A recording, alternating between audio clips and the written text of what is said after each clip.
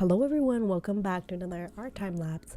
Today I'm doing a piece inspired by a fairy tale from a while back, The Little Red Riding Hood, and I wanted to be a piece named called Facing Your Fears. Sometimes I think in the original story for Little Red Riding Hood, the wolf is something really scary and like eats your grandmother, which is pretty scary, and try to eat you as well.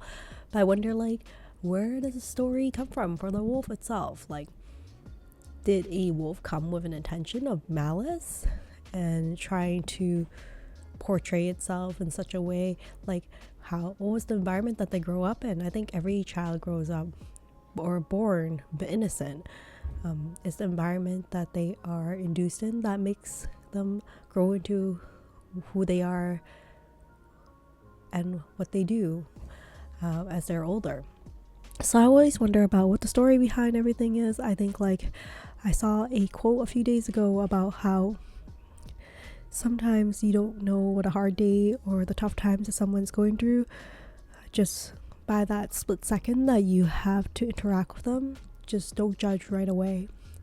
And I hope that that's what this piece is inspired to be. That Little Red Riding Hood is currently in this illustration, is taking time.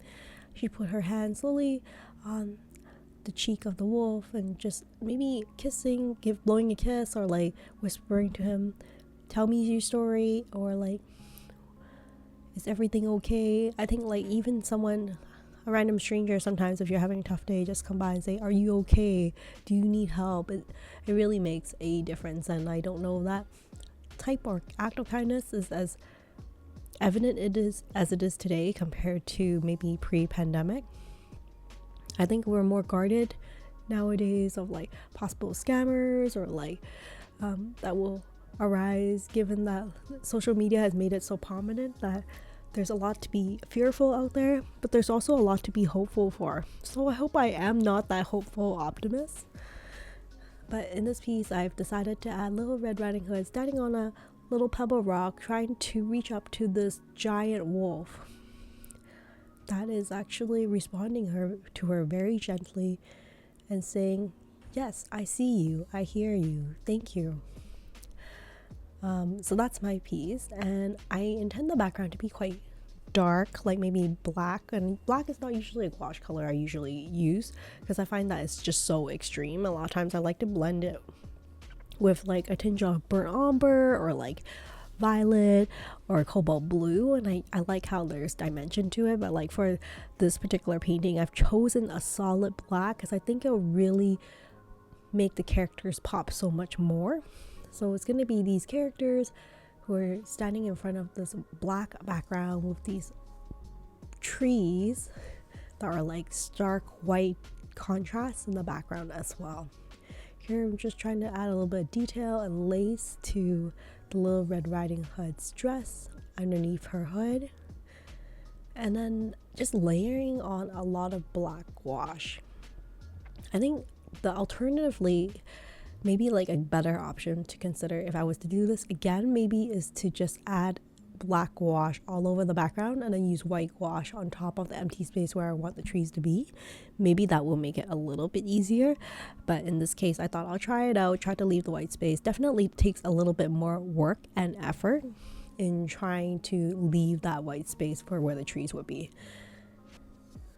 but it's not impossible. I also know that some people use like glue or some kind of tape to tape where the trees, let's say, would be or the characters are, and then just paint black freely on it. But I see it as a challenge, and I welcome this challenge to perfect my technique.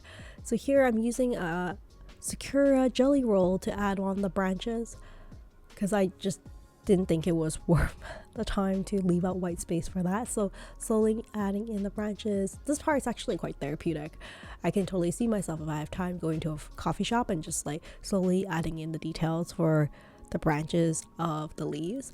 Now for this particular piece, I didn't want too many branches stretching out. I also want specks of snowflakes that will be floating from the sky, and I love the dark contrast with the night forest in the back.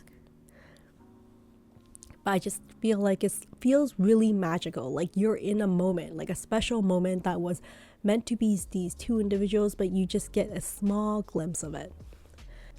So this is the piece inspired by the Little Red Riding Hood. I hope you enjoyed this art time lapse of this piece, which I still haven't really arrived at a name officially, but I think for now I'll call it Little Red Riding Hope, hoping that you will find hope in your everyday and little magic in the darkest time of your nights. Thank you so much for joining me on this art time lapse, and I'll see you next time. Stay safe and stay creative, everyone. Bye for now.